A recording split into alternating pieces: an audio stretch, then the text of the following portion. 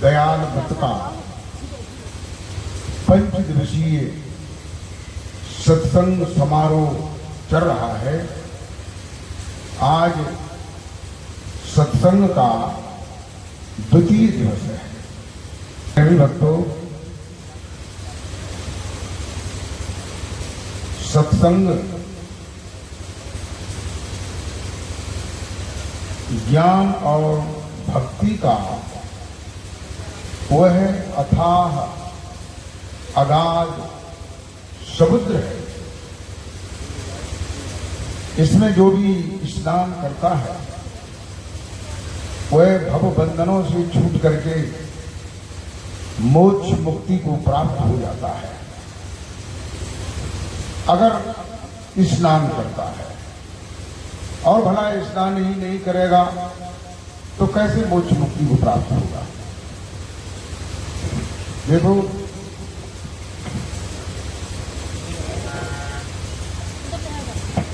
सत्संग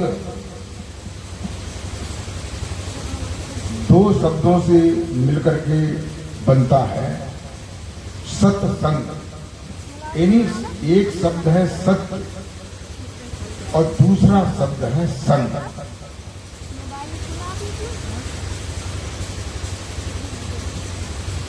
प्रेमी भक्तों,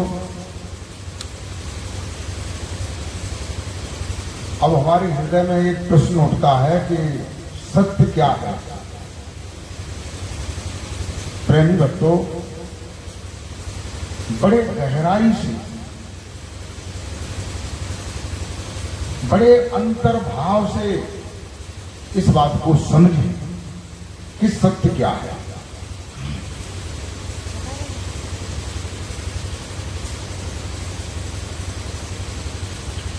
क्या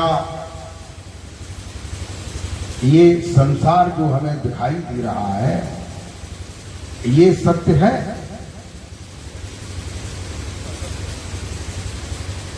यानी हम इसको सत्य भी कह सकते हैं। कैसे? अपनी छोटी बुद्धि से सत्य कह सकते हैं, लेकिन विवेकनी बुद्धि से इसको सत्य नहीं कहा जा सकता है, क्योंकि इसका भी किसी किसी समय प्रलय होता है और फिर उत्पत्ति होती है। ऐसा हमारे शास्त्र कहते हैं। प्रेमी भक्तों, ये जब संसार सत्य नहीं है तो फिर क्या क्या सत्य है? ये जो संसार देखने में आता है इसको आध्यात्मिक दृष्टि से प्रकृति भी कहते हैं। प्रकृति, इसको प्रकृति भी कहा गया है। प्रेमी भक्तों, गोस्वामी तुलसीदास जी ने रामचरितमानस में इस बात को कहा है। क्या कहा है? सुनिए।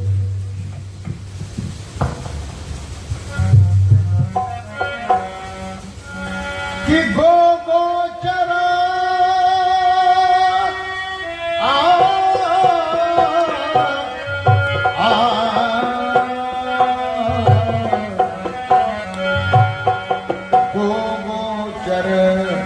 जहां लग मन जाए,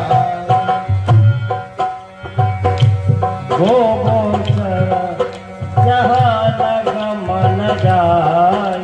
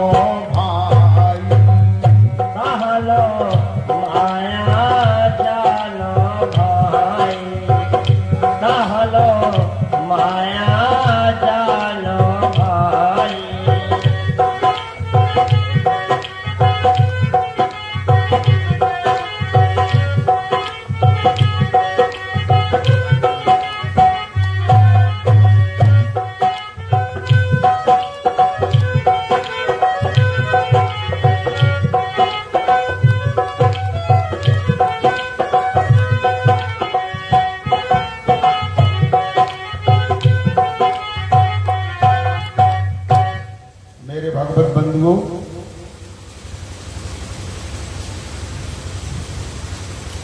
देखो 9 प्रकार की जो भक्ति होती है, जो नवदा भक्ति भगवान राम ने शिवरी को बताई थी, उसमें पहली भक्ति ये बताई थी कि प्रथम भक्त संतन कर संगा। कितनी अच्छी बात बताई कि पहली भक्ति जो है वो संतों के संग से, संतों के दर्शन से, संतों की वाणी सुनने से प्रारंभ। दूसरी रति मम कथा प्रसंगा। और दूसरी भक्ति क्या है? दूसरी भक्ति ये बताई है कि भगवान की कथा को और संतों के सत्संग को रत माने तल्लीनता, स्थायी भाव से श्रवण करना, ये दूसरी भक्ति है।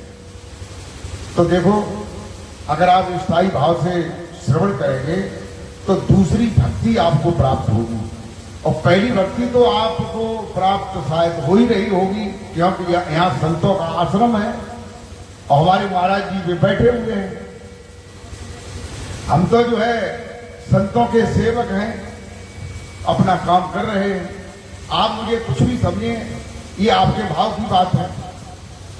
प्रेमी भक्तों, तुलसीदास जी ये बता रहे हैं कि सत्य क्या है और असत्य क्या है। आप लोग इस बात को समझ लें, गौर से अगर इस बात को समझ लें या किसी बात को समझ लें। कल मैंने बताया था कि योग सरल साधन सरल समझना कठिन विवेक। किसी चीज को समझना ही कठिन विवेक का काम है, और वो आप समझ लें और तुम्हारे हृदय में वो ठहर जाए तो समझो काम तुम्हारा हो गया। तो कहते हैं, गोस्वामी तुलसीदास जी ने बताया है कि माया का क्या स्वरूप है, माया का क्या स्वरूप है। अब जैसे ये आपको भी अंदाज लगाना है कि हम माया का भजन कर रहे हैं या भगवान का भजन कर रहे हैं, किसका भजन कर रहे हैं, किसका ध्यान कर रहे हैं, किसका सुमिरन कर रहे हैं। ये चौपाई तुम्हें इस बात को बता देगी अगर आप रामायण को मानते हैं या संतों को मानते हैं, या आपको संतों की बात तुम्हारे हृदय में ठीक बैठती है। कहते हैं माया क्या है? तुलसीदास जी कहते हैं कि गो गोचर। अब बहुत से लोग यही नहीं समझ पा रहे हैं कि गो क्या है। तो जब ये नहीं समझ पाओगे तो फिर आगे की बात कैसे समझ पाओगे? तो ये समझ लो, गो माने होता है इंद्रियां। गो माने क्या है? इंद्रियां। इंद्रियां कौन सी है? 5 ज्ञानेंद्रिय हैं, 5 कर्मेंद्रिय हैं। आप लोग ठीक तरह से सुनना, अगर ये बात आपके समझ में आ गई तो आप सत्य की ओर चलने लगे। आपके पद जो है सत्य की ओर चलने लगे अगर ये बात समझ ली। 5 ज्ञानेंद्रियां हैं। कौन सी ज्ञानेंद्रियां हैं उनको भी मैं बताऊंगा, क्योंकि ऐसे ही कह के 5 ज्ञानेंद्रियां हैं, 5 कर्मेंद्रियां हैं, तो आपकी समझ में शायद इतनी नहीं आएगी। जो लोग पढ़े लिखे हैं वो शायद समझ सकते हैं, जो कम पढ़े लिखे हैं वो नहीं समझ सकते हैं, और ज्यादा पढ़े लिखे भी नहीं समझ पाएंगे। तो 5 ज्ञानेंद्रियां कौन कौन सी हैं? ज्ञानेंद्रियों का मतलब ये है कि जो ज्ञान की इंद्रियां हैं, जिनसे ज्ञान होता है। जैसे आंख से देखने का ज्ञान होता है। आंख से किसका ज्ञान होता है? देखने का। कान से सुनने का ज्ञान होता है। नाक से सूंघने का ज्ञान होता है। जिह्वा से स्वाद लेने का ज्ञान होता है, त्वचा से, चमड़ी से सर्दी और गर्मी का अनुभव होता है कि हवा गर्म चल रही है या ठंडी है। ये भी ज्ञान की इंद्रिय है। तो ये 5 ज्ञान की इंद्रियां हैं और 5 कर्मेंद्रियां हैं।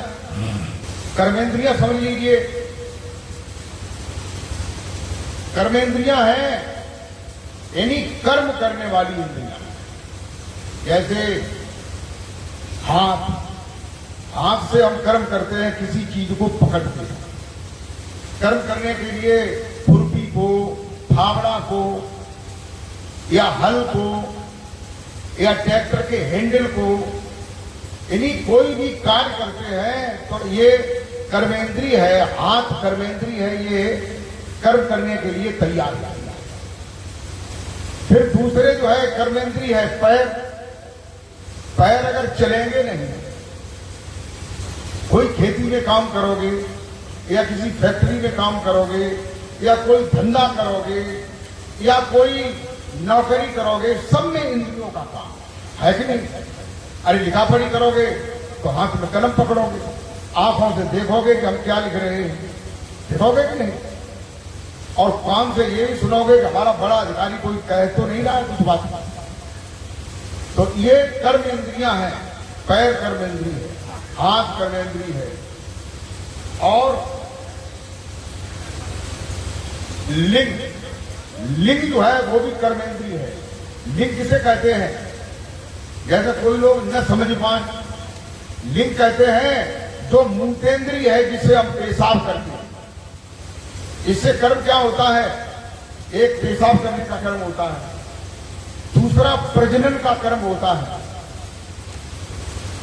और एक गुदा इंद्रिय है जिससे मल त्याग करने का कर्म होता है। और एक 5वीं इंद्रिय है, वो कौन सी है कर्मेंद्रिय? वो है मुख। इन मुख से पानी पीते हैं, भोजन करते हैं, बातचीत करते हैं कि नहीं? अब प्रेमी भक्तों वहीं पर आ जाइए। तुलसीदास जी कहते हैं कि गो गोचर, यानी जो हम इंद्रियों के द्वारा ज्ञान करते हैं, कर्म करते हैं, वो सब क्या है? वो सब क्या है? माया। गो गोचर जहां लग मन जाई। और 4 अंतःकरण है, उन चारों अंतःकरण में मन बुद्धि चित्त अहंग में मन जो है उसको 11वीं इंद्रिय भी गीता में बताया गया है। 11वीं इंद्रिय जो है वो मन है। क्यों? कि मन के संकल्प के बिना कोई भी इंद्रिय किसी भी कार्य को नहीं कर सकती है, नहीं कर सकती है। अब आप विचार करिए, तुम्हारा जो भी साधन है, तुम्हारा जो भी भगवान को प्रसन्न करने की प्रक्रिया है, भगवान को देखने की, भगवान का दर्शन करने की, मोक्ष मुक्ति को प्राप्त करने की जो भी तुम्हारी प्रक्रिया हैं, अगर वो इंद्रियों के द्वारा है तो ये जो भी तुम कर रहे हो वो माया का काम कर रहे हो। किसका कर रहे हो काम? माया। अगर मुंह से कोई मंत्र बोल रहे हो, ये मुंह कर्मेंद्रिय है कि नहीं? जिह्वा ज्ञानेंद्रिय है। जिह्वा से, ओठ से, मुख से, कंठ से जो भी नाम मंत्र शब्द बोल रहे हैं आप, जो भी एनीबॉडी एल्स, जितने भी शब्द मंत्र और जो भी हैं, तो वो सब किसके हैं? माया के। हमारी बात आपको समझ में आ रही है कि नहीं? ये सब माया के हैं। अब तुम विचार करो कि हम भगवान की आराधना कर रहे हैं कि नहीं, कि प्रकृति की आराधना कर रहे हैं कि भगवान की आराधना कर रहे हैं? देखो, एक मैं और उदाहरण दूं। हम जो है भगवान की आरती करते हैं, सवेरे या शाम को भगवान की आरती करते हैं कि नहीं? मतलब आप लोग भले ही ना करते हो या कोई करते हो, वो अलग बात है। किसी को टाइम है, किसी को नहीं है, किसी को रुचि है, किसी को नहीं रुचि है। और इस कलिकाल में तो रुचि बहुत कम लोगों को है। अब देखो यहाँ सत्संग हो रहा है और यहाँ कितने लोग आए हैं, लेकिन इससे भी मैं कोई अप्रसन्न नहीं। क्यों कि हंसों की कहीं पार्टी नहीं होती है। पार्टी का मतलब ज्यादा संख्या नहीं होती है, ज्यादा संख्या जो है बगुलों की होती है। तो हम तो ये मानते हैं कि हमारे हंस हैं। हंस कहते हैं जिसके अंदर ज्ञान होता है। कौन सा ज्ञान? अगर दूध में थोड़ा पानी भी कर दें तो हंस जो है अपनी चंच को जब डालेगा तो पानी को छोड़ देगा, दूध को पी लेगा। तो उसे ज्ञान है कि नहीं? इसलिए ये जो संतों की वाणी सुनने के लिए आते हैं ये हंस ही है। बोल जयकारा बोल मेरे श्री गुरु महाराज की जय। ये सब जो है सत्य को जानना चाहते हैं। जानना चाहते हैं कि नहीं? सत्य को जानना चाहते हैं, सत्य को पहचानना चाहते हैं। और मैं उस सत्य को बताना चाहता हूं। तो देखिए आरती होती है, उसमें आरती में हम कहते हैं, आप लोग गौर से सुने और गौर से समझिए। आरती में कहते हैं ओम जय जगदीश हरे स्वामी जय जगदीश हरे जगदीश हरे स्वामी जय जगदीश हरे जनों के संकट भक्त जनों के संकट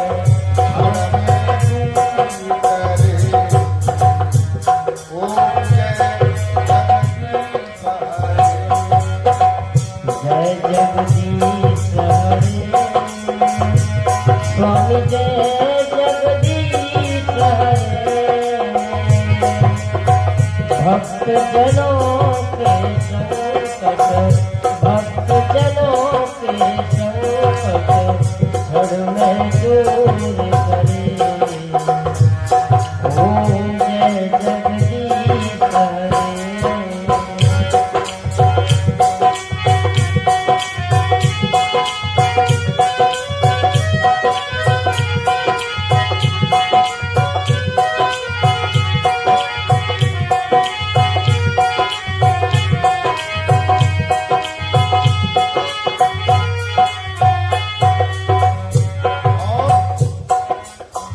अंतराल में क्या कहते हैं उसे आप लोग समझें।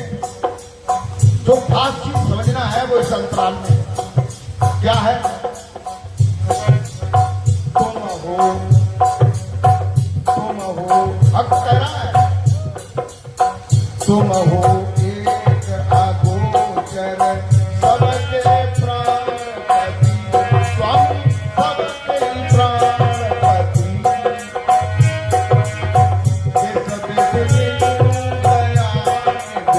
किस विधि मिलो दयाल किस विधि मिलो दयाल मैं तुमको कुमति ओ जय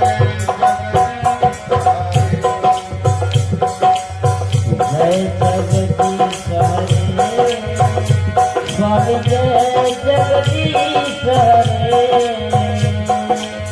भक्त जनों के संकट भक्त जनों के संकट हर में दूर करे।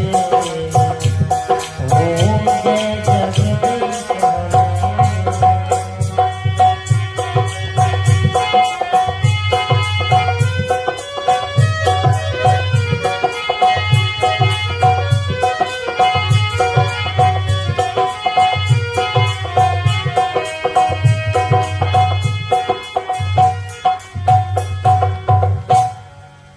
मेरे भगवत बंधु, आरती में भक्त कहता है कि ओम जय जगदीश हरे स्वामी जय जगदीश हरे भक्त जनों के संकट क्षण में दूर करे। हे जगत के ईश्वर तुमने भक्तों पर जब संकट आया तो क्षण में तुमने दूर कर दिए। प्रहलाद पर संकट आया, तुमने खम्भ फाड़ करके प्रकट हो गए। नरसी पर संकट आया तो तुमने जूनागढ़ में जाकर के भात भरा है।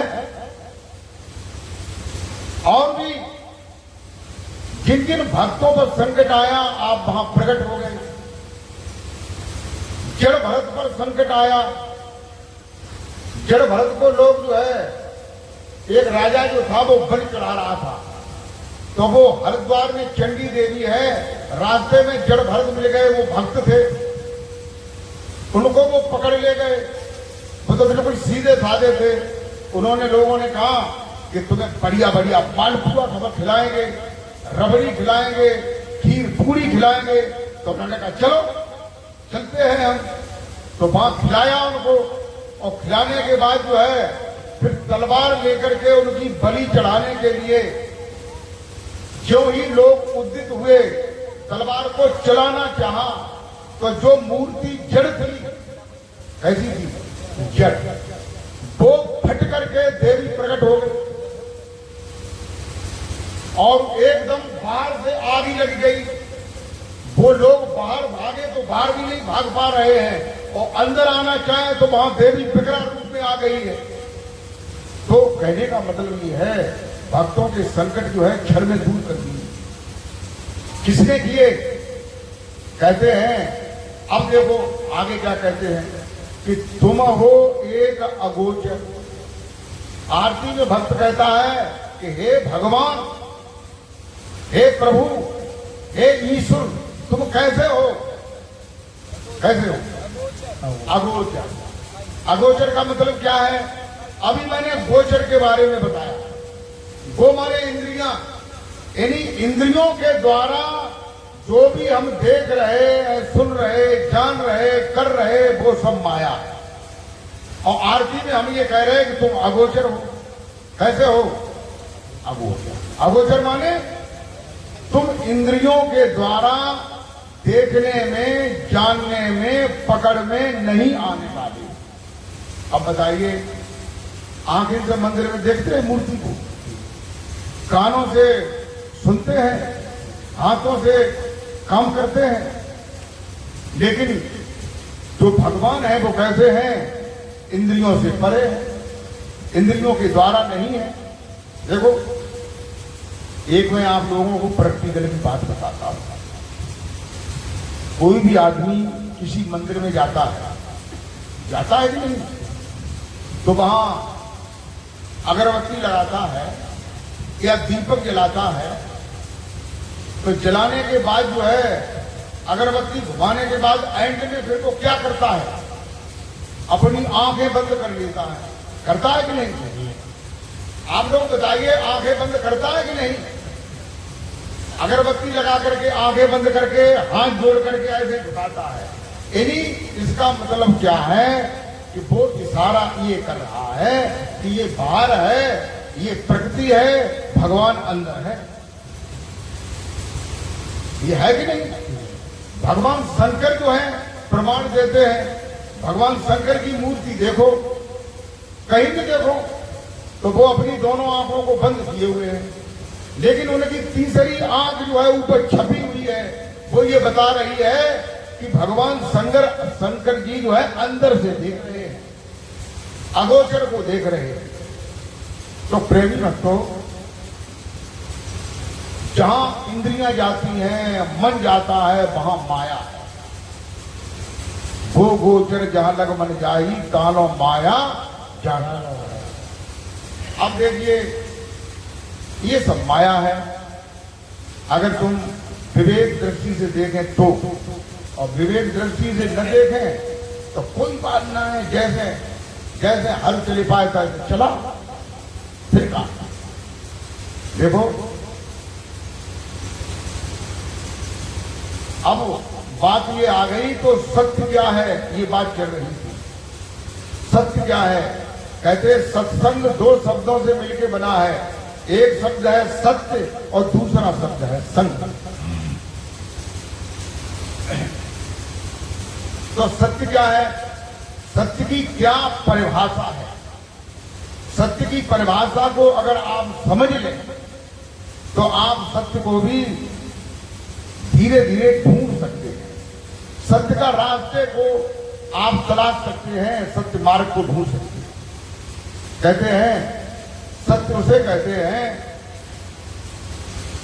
जब पृथ्वी नहीं थी, सूरज नहीं था, चंद्रमा नहीं था, ब्रह्मा विष्णु महेश नहीं थे, कोई भी सृष्टि नहीं थी, तब भी सत्य था।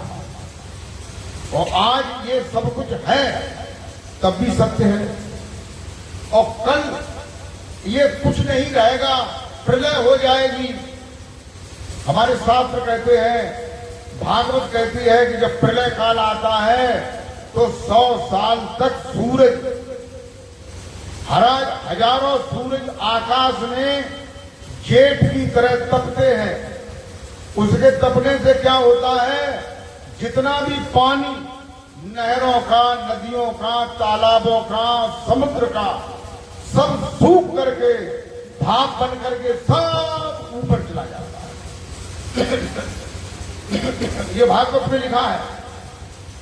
जितने भी जीव हैं, जीव तो अविनाशी है, कभी मरता ही नहीं है। जीव के जो शरीर है, जो नाशवान है, ये सब सूर्य की गर्मी से तप करके, जल करके, राख हो करके, इसमें से जीव निकल करके हिरण्यगर्भ में पहुंच जाता है। कहां पहुंच जाता है? हिरण्यगर्भ में।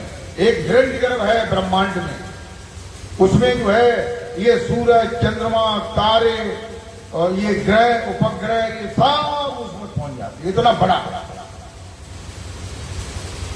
प्रेमी भक्तों फिर बताते हैं, पृथ्वी जो है जल करके अंगारे की तरह हो जाती है, बिल्कुल लाल हो जाती है।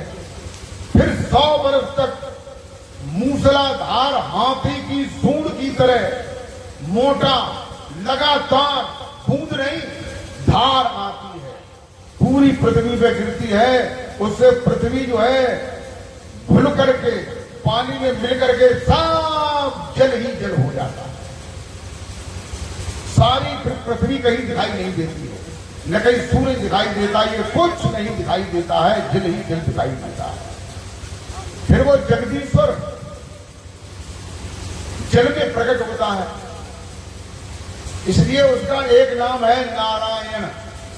नारायण कहते हैं, नार माने जल और ऐण माने घर, यानी जिसका जल में घर होता है उसको नारायण कहते हैं। तो भगवान विष्णु पैदा होते हैं, फिर उनकी नाभि से कमल पैदा होता है, कमल में ब्रह्मा पैदा होते हैं। ब्रह्मा चारों तरफ देख करके कुछ नहीं दिखाई देता है तो उनको रोना आ जाता है, आंसू आते हैं। एक इस आंख का आंसू और एक इस आंख का आंसू नाक के सहारे होकर के नाक के बीच भाग पर आकर के दोनों आंसू मिलकर नीचे गिर जाता है। उसी से एक बालक पैदा होता है, वो रोने लगता है, इसलिए उसको रुद्र कहते हैं। रुद्र माने भगवान शंकर। फिर यहां से धीरे धीरे सृष्टि पैदा हो जाती है। तो कहने का मतलब यह है कि जो सत्य है, क्या सत्य जो है ब्रह्मा विष्णु महेश हो सकते हैं? अगर सत्य होते तो क्यों प्रकट हुए? ताकि पहले वे कहां चले गए? इसका मतलब वो भी जन्मते हैं, मृत्यु को धारण करते हैं। वो भगवान है, इसलिए बहुत टाइम तक रहते हैं। उनका भी टाइम है। उनकी भक्ति करने से मुक्तियां प्राप्त होती हैं। सामीप्य मुक्त, सालोक मुक्त, सकाम में मुक्त, सायुज्य मुक्ति, ये मुक्तियां प्राप्त होती हैं। सायुज्य मुक्ति सबसे श्रेष्ठ मानी जाती है।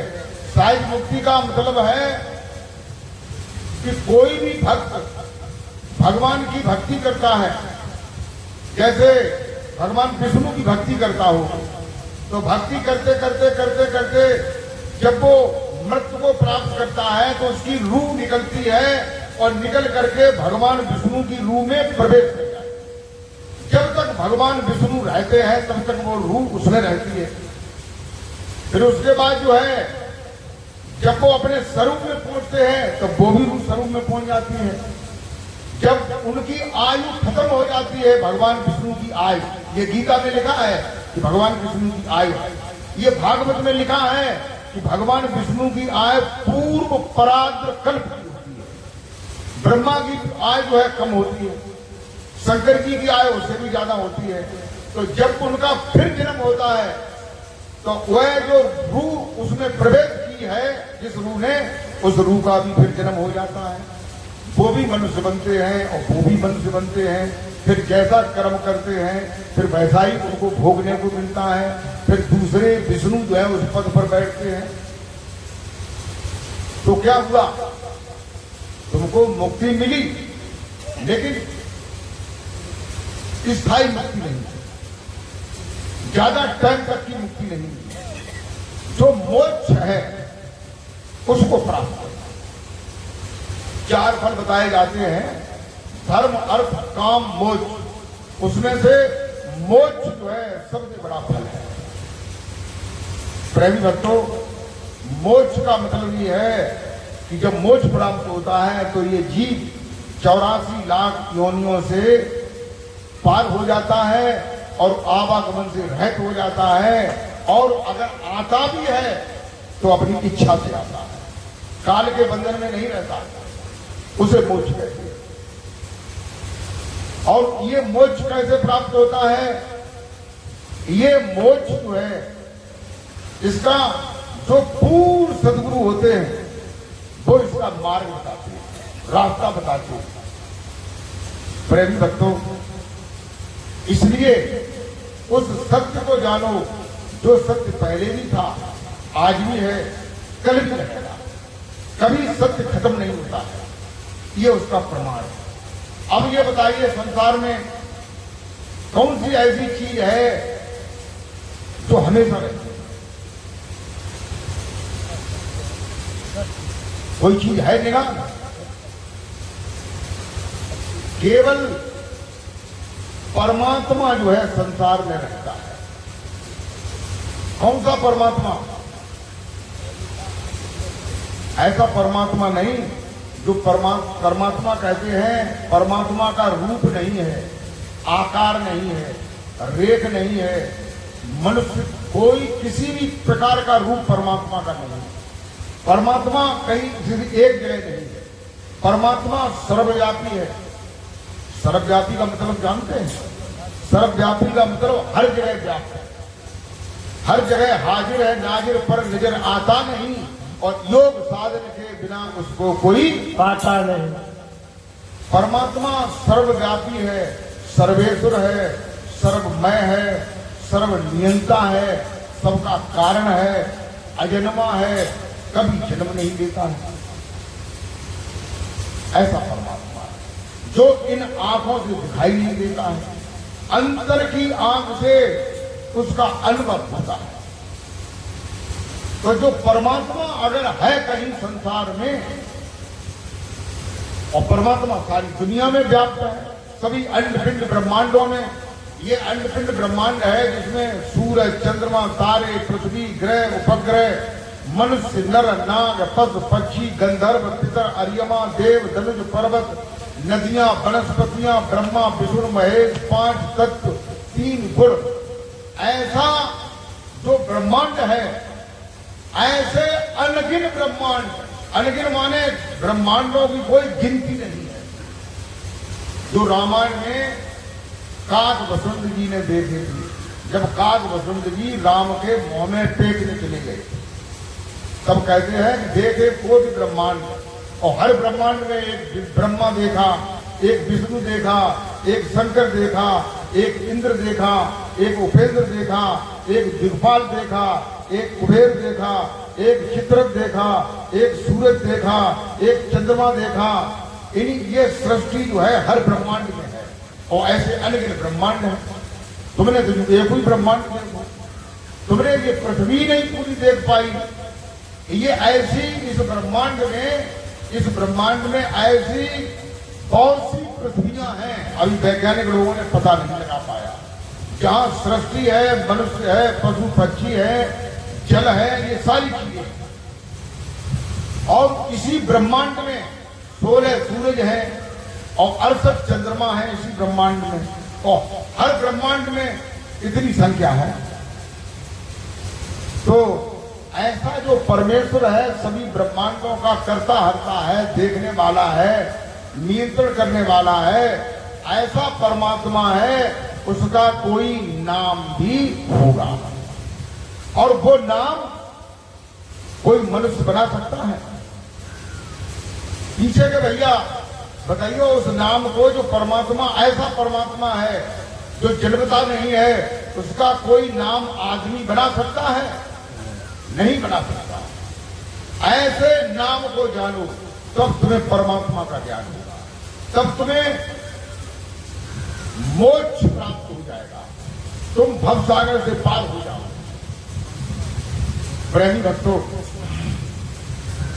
बोल जयकारा बोल मेरे श्री गुरु महाराज की जय। इसलिए सत्य का तभी ज्ञान होगा जब आपको पूर्ण सद्गुरु मिलेंगे।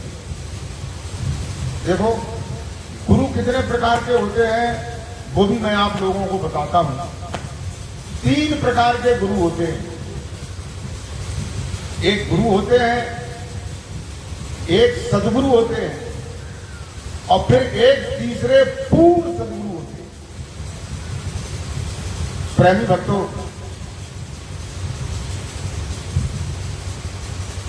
जो गुरु होते हैं वो बहिर्मुख का ज्ञान बताते हैं। किसका ज्ञान बताते हैं? बहिर्मुख का। बहिर्मुख का यानी जो हम बाहर करते हैं, जैसे मुख है, इस मुख से उनके बताए हुए मंत्र का, नाम का जाप करते हैं। जो गुरु होते हैं वो मुख से जपने वाला नाम बताते हैं, आरती पूजा बताते हैं, यज्ञ करना बताते हैं, और दैनिक साधनाएं बताते हैं, मंदिर बताते हैं, मंदिर में जाना, मंदिर में पूजा करना। तो उससे जो है हमारा मुख भक्ति की ओर जरूर होता है। फिर जो है आप वहीं बने रहें तो वहीं आप अटके रहें। फिर आप जो है सद्गुरु से मिले, जो सद्गुरु अंतर मुख का ज्ञान कराते हैं। कैसे अंतर्मुख का? बाहर के गुरु जो है बाहर की माला बताते हैं, जैसे तुलसी की माला, रुद्राक्ष की माला, चंदन की माला, मूंगा की माला, मोती की माला। इस माला से जप करना कि 5 बार माला घुमाना या 11 बार माला घुमाना, इस माला को बताते हैं। लेकिन जो सद्गुरु होते हैं वो अंदर की माला बताते हैं। अंदर में माला है जिसको कहते हैं कि निरंजन माला घट में फिरे दिन रात, संसारी नर समझत नाई वृथा उमर बिहात, ऊपर जावत नीचे आवत श्वास श्वास चल जात, और जो योगी जन ध्यान करता है उठ के सदा प्रभात, निरंजन माला घट में फिरत दिन रात, उस माला को बताते।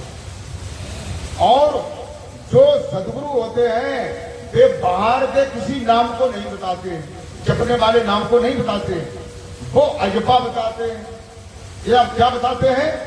अजपा, यानी जो जपा नहीं जाता, जो जिब्या से ओटकंठ से नहीं जपते हैं, उस नाम को बताते हैं। और जो सद्गुरु होते हैं, बाहर के सद्गुरु, बहिर्मुख के सद्गुरु, गुरु जो है वो मंदिर को बताते हैं।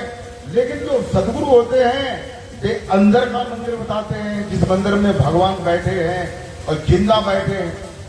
कैसे बैठे? जिंदा बैठे हैं, सचमुच बैठे हैं, आंखें खोलते हुए बैठे हैं।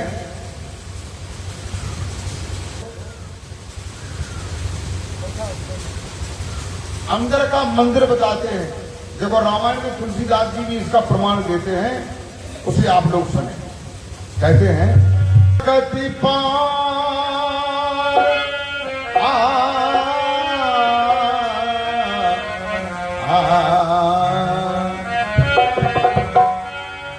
प्रकृति पार प्रभु सब और प्रकृति पार प्रभु सब और बासी। प्रकृति पार प्रभु सब और बासी।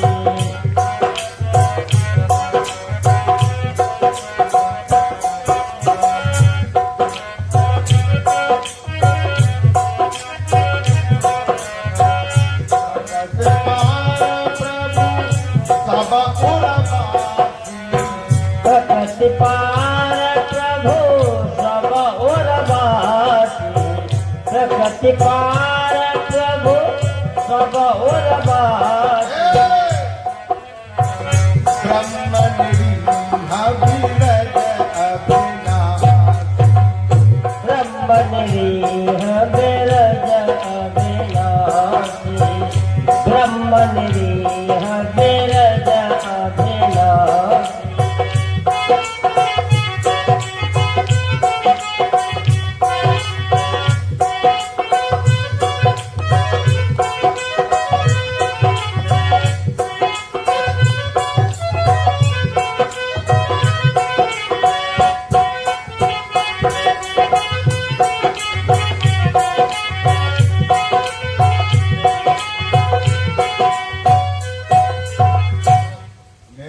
बंधुओं, गोस्वामी तुलसीदास जी रामचरितमानस में कहते हैं, क्या कहते हैं कि तुम्हारे अंदर में मंदिर है, वो प्रमाण दे रहे हैं।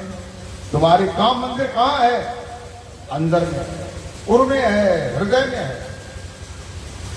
वो ये बताते हैं कि प्रकृति पार। अभी मैंने प्रकृति के बारे में आप लोगों को बताया था कि जो इंद्रियों से दिखाई दे रहा है, मन जहां जा सकता है, वो प्रकृति है। तो तुम आंखों से जिस मंदिर को देख रहे हो, ये सब किसके मंदिर है? प्रकृति। लेकिन जो पुरुष का मंदिर है, आत्मा का मंदिर है, भगवान का मंदिर है, वो तुम्हारे हृदय में है। प्रकृति पार, ये प्रकृति का शरीर है 5 तत्वों का। 5 तत्वों की प्रकृति का 3 गुण, 5 तत्व 3 गुण अष्टधा प्रकृति का बना हुआ शरीर है। इसके पार, कहां पार? इसे पार करो। कैसे पार करोगे? नाक के दरवाजों से होकर के घुस सकते हो, आंखों के द्वारा अंदर घुस सकते हो।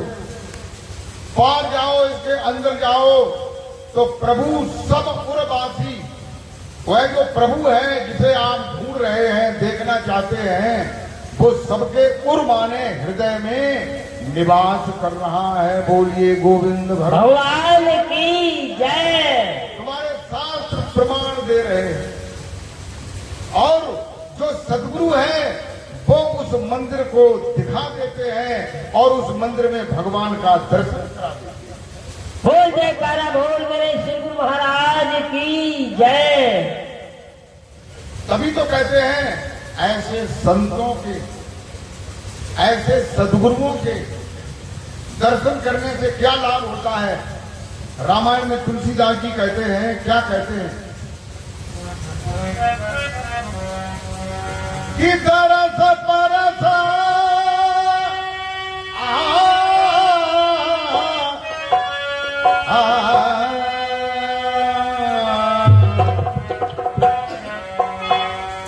दरस परस मुख मंजन पान।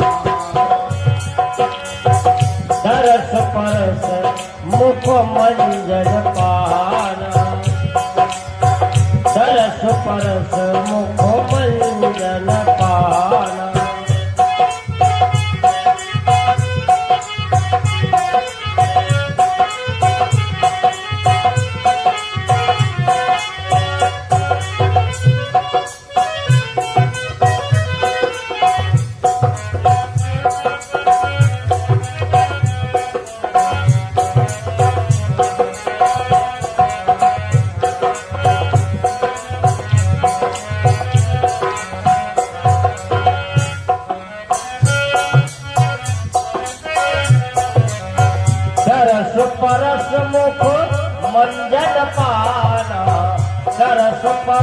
मुख मंजन पाना।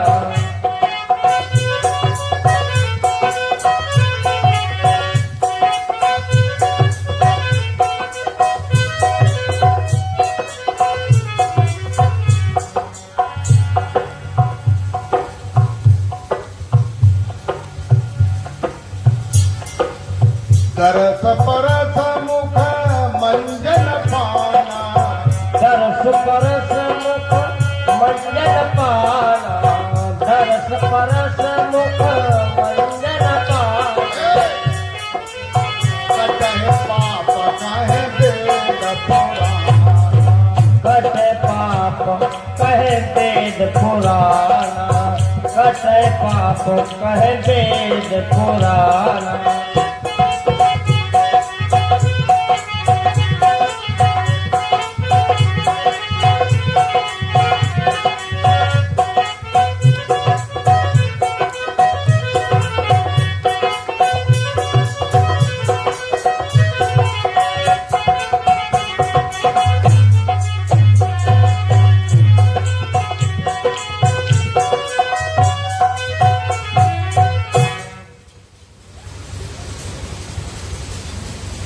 गोस्वामी तुलसीदास जी कहते हैं कि जो ऐसे संत हैं, सद्गुरु हैं,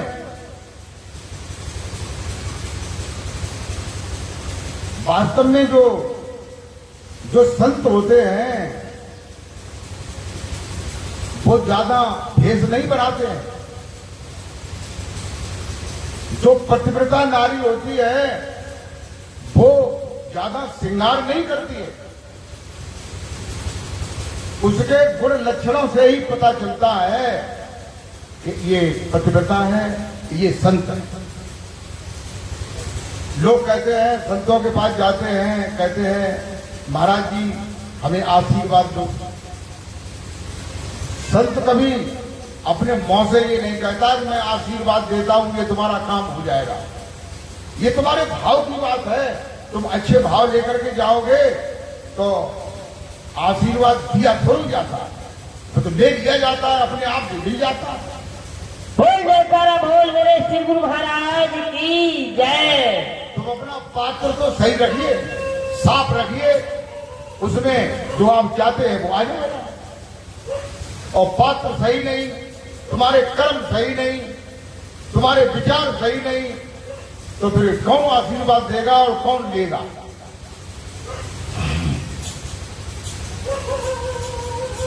गोस्वामी तुलसीदास जी कहते हैं ऐसे संतों के कहते हैं दरस माने दर्शन करना, परस माने चरण स्पर्श करना, मुख मंजन पाना माने उनकी मुख की वाणी को श्रवण करना। कटे पाप कहे वेद पुराना, हमारे वेद और पुराण रामायण उपनिषद कहते हैं कि आदमी के ऐसे संतों के दर्श करने से, कुछ दर्शन करने से पाप कट जाते हैं, कुछ चरण स्पर्श करने से कट जाते हैं, और कुछ जो है रहे बचे उनकी वाणी को सुनने से भी कट जाते हैं। बोल जयकारा बोल मेरे श्री गुरु महाराज की जय। और देखिए जो तीसरे पूर्ण सद्गुरु हैं वो कैसे हैं, वो ऐसे नाम का बोध कराते हैं जो नाम, जिस नाम की किरण, क्या जिस नाम की किरण तुम्हारे शरीर में जो ब्रह्मांड है और ब्रह्मांड में जो 10वां द्वारा है उस, और सचखंड है और भ्रमर गुफा है, 3 मुकम्मल बढ़िया मुकाम है। उन मुकामों के द्वारा किरण शरीर के अंदर आई है, उससे शरीर के अंदर तुम्हारी श्वास में एक नाम प्रकट हो गया है। और जो ऊपर का नाम है, जो सर्वव्यापी नाम है, जो हर जगह पूरे ब्रह्मांड में व्यापक है, जो अनंत ब्रह्मांड है उनमें भी व्यापक है, जहां जाओगे वहां व्यापक है, पानी में डुबकी मारो तो उसमें भी व्यापक है। तो वो परमात्मा का नाम है। उस परमात्मा के नाम को जानने के बाद फिर कुछ जानना शेष नहीं रहता है। फिर तुम्हारे अभ्यास का करना है। फिर अभ्यास करोगे तैसा तैसा पाओगे। करत करत अभ्यास के जड़मत होते सुजान और ररसी आवत जावत शिल्पे करे निशान।